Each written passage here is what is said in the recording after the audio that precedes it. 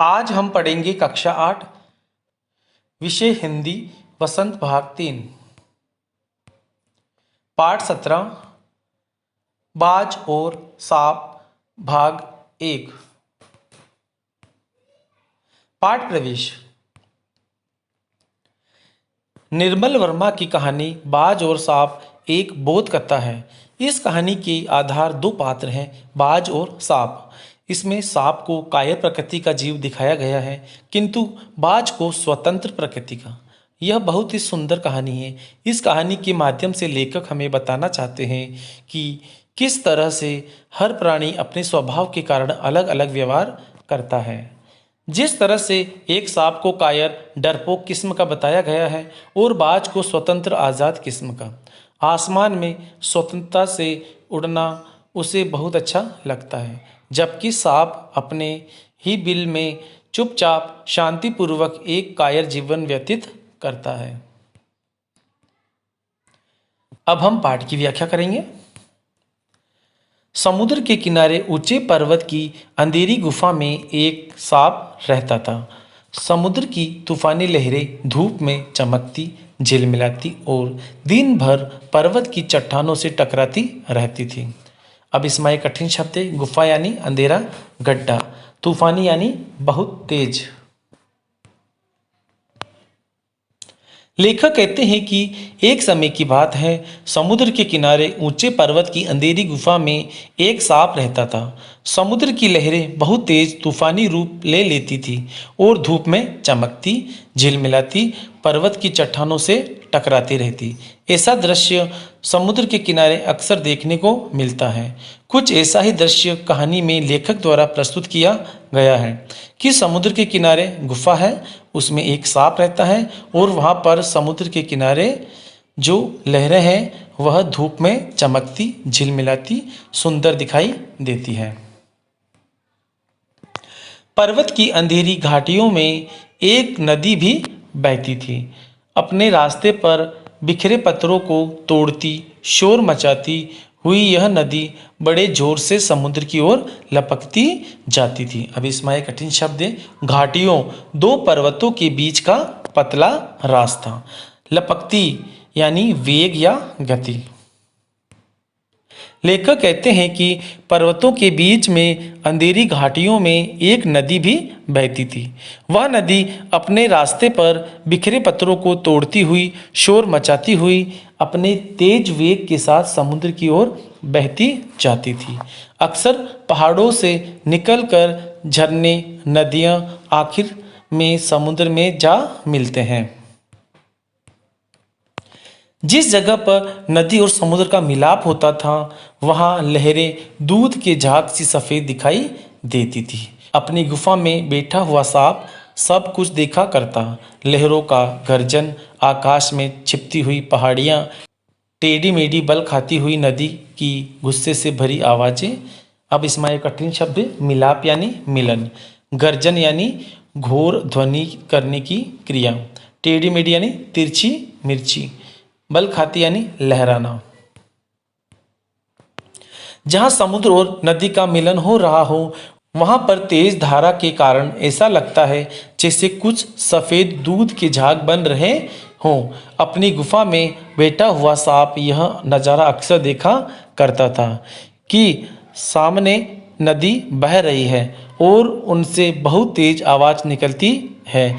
जब अंधेरा हो जाता है तो घने आकाश में पहाड़ियाँ भी छुप जाती है और पहाड़ियों से टेढ़ी मेढ़ी बहती हुई नदी गुस्से से भरी आवाज़ें निकालती हुई समुद्र की ओर बढ़ती जा रही है। वह मन ही मन खुश होता था कि इस गर्जन तर्जन के होते हुए भी वह सुखी और सुरक्षित है। कोई उसे दुख नहीं दे सकता। सबसे अलग, सबसे दूर वह अपनी गुफा का स्वामी है। अब इसमें एक कठिन शब्द है। गर्जन तर्जन यानी गड़गड़ाहट।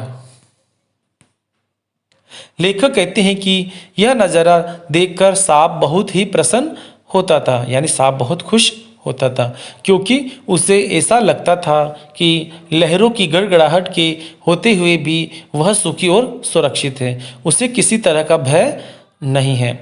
उसे किसी तरह का खतरा नहीं है। सांप यह सोचा करता था कि कोई उसे दुख नहीं दे सकता।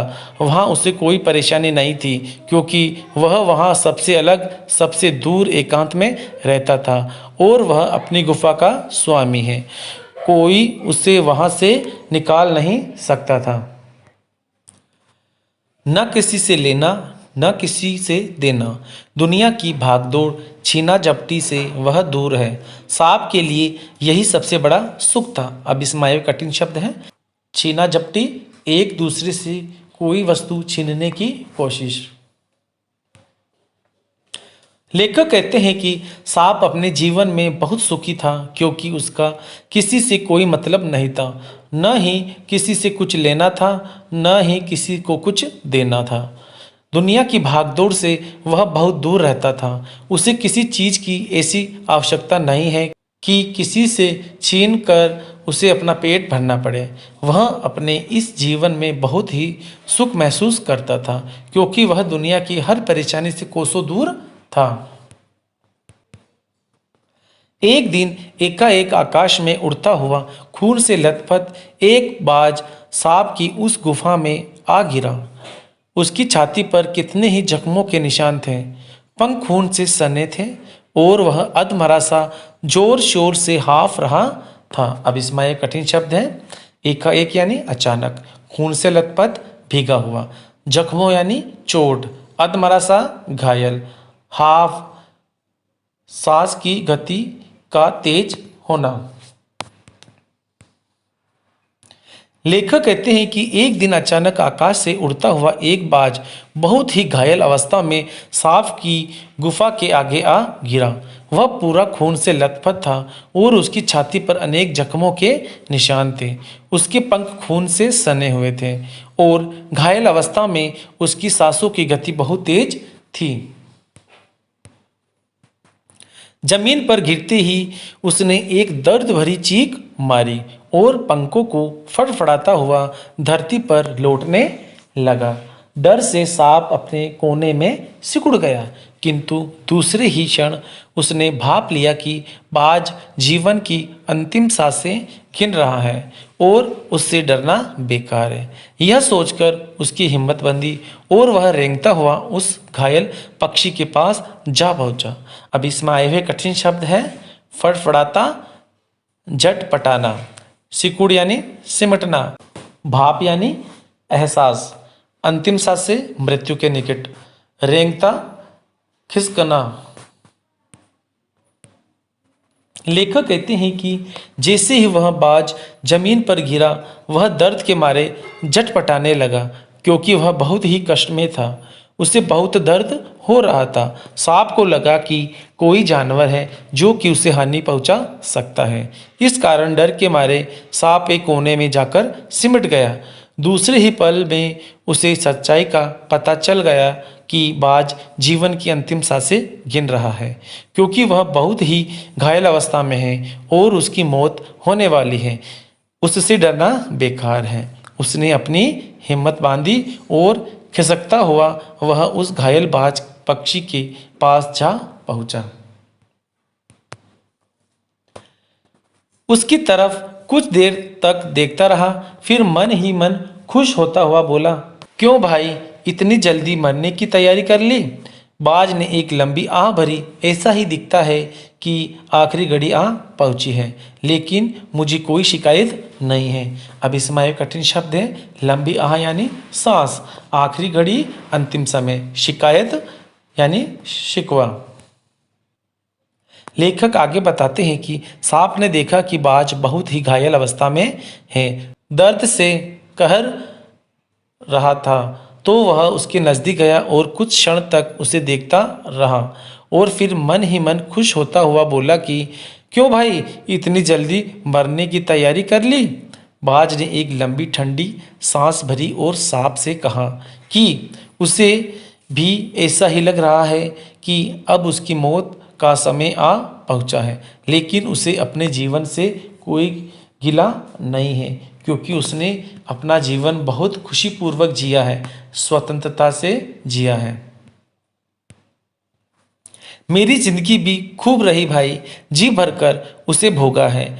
जब तक शरीर में ताकत रही, कोई सुख ऐसा नहीं बचा जिसे न भोगा हो। दूर दूर तक उड़ानें भरी हैं, आकाश की असीम ऊंचाइयों को अपने पंखों से नाप आया हूँ। अब बाज अपने जीवन की कहानी सांप को सुना रहा है और कहता है कि उसका जीवन बहुत ही सुखी रहा है। जब तक उसके जीवन में जान थी, उसने अपने जीवन को खूब जिया। वह सांप को बताता है कि वह खुले आसमान में ऊंचाइयों तक उड़ा। पूरे आसमान में उसने खूब उड़ानें भरी हैं, ऊंचाइयों को अपने पंखों से नापा है। तुम्हारा बड़ा दुर्भाग्य है कि तुम जिंदगी भर आकाश में उड़ने का आनंद कभी नहीं उठा पाओगे। सांप बोला, आकाश, आकाश को लेकर क्या मैं चाटूंगा? अब इसमें आए हुए कठिन शब्द है दुर्भाग्य यानी बुरा भाग्य, आनंद यानी खुशी। बाज सांप को कहता है कि सांप बहुत ही भाग्यहीन है, क्योंकि वह आकाश में कभी नहीं उड़ सकता। ईश्वर ने वह शक्ति उसे नहीं दी है। वह आकाश में उड़ने की खुशी कभी महसूस नहीं कर सकता। बाज की इन बातों को सुनकर सांप कहता है कि आकाश का मैंने क्या करना है? मैं अपने यहाँ पर प्रसन्न हूँ, खुश हूँ, ऐसा ही मेरा जीवन है। आकाश में आखिर क्या रखा है? क्या मैं तुम्हारे आकाश में रेंग सकता हूँ? ना भाई, तुम्हारा आकाश तुम्हें ही मुबारक। मेरे लिए तो यह गुफा भली, इतनी आरामदेह और सुरक्षित जगह और कहाँ मिलेगी? अब इसमें आए कठिन शब्द है मुबारक यानी आनंद लेना, आरामदेह यानी आरामदायक। सांप आगे बात से कहता है कि आसमान में ऐसी क्या बात है? आसमान में तो उड़ा ही जा सकता है, जो पक्षियों का काम है। क्या वह आकाश में रेंग सकता है? सांप बात से कहता है कि उसका आसमान उसी को मुबारक हो, उसके लिए तो यह गुफा ही सही है। इस गुफा से सुरक्षित जगह और कहीं नहीं हो सकती है। वह यहाँ सुरक्षित महसूस करता है। उसे वहाँ किसी से कोई हानि नहीं है, कोई उसे नुकसान नहीं पहुँचा सकता।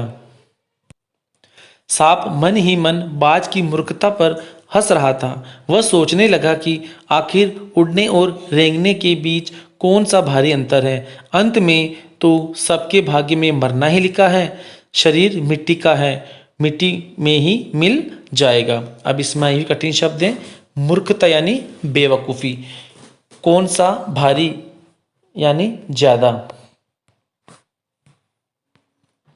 सांप को ऐसा लग रहा था कि बाज एक मूर्ख पक्षी है और वह उसकी बातों पर मन ही मन हंस रहा था कि आसमान में उड़ने पर वह घायल हुआ है, फिर भी उड़ने की बात कर रहा है।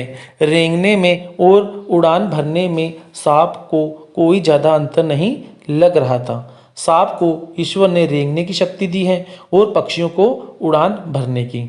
सांप सोच रहा था कि जीवन के अंत में तो सभी को मरना ही है, क्योंकि यह शरीर मिट्टी का बना है और मिट्टी में ही मिल जाना है, तो कोई रेंगे या उड़े क्या फर्क है। अचानक बाज ने अपना झुका हुआ सिर ऊपर उठाया और उसकी दृष्टि सांप की गुफा के चारों ओर घूमने लगी। चट्टानों में पड़ी दरारों से पानी गुफा में टपक रहा था। सीलन और अंधेरे में डूबी गुफा में एक भयानक दुर्गंध फैली हुई थी, मानो कोई चीज वर्षों से पड़ी पड़ी सड़ गई हो। अब इसमें कठिन शब्द है दृष्टि यानी नजर, चट्टानों यानी पत्थर का बहुत बड़ा खंड, भयानक यानी डरावना, दुर्गंध यानी बदबू, सड़ यानी खराब।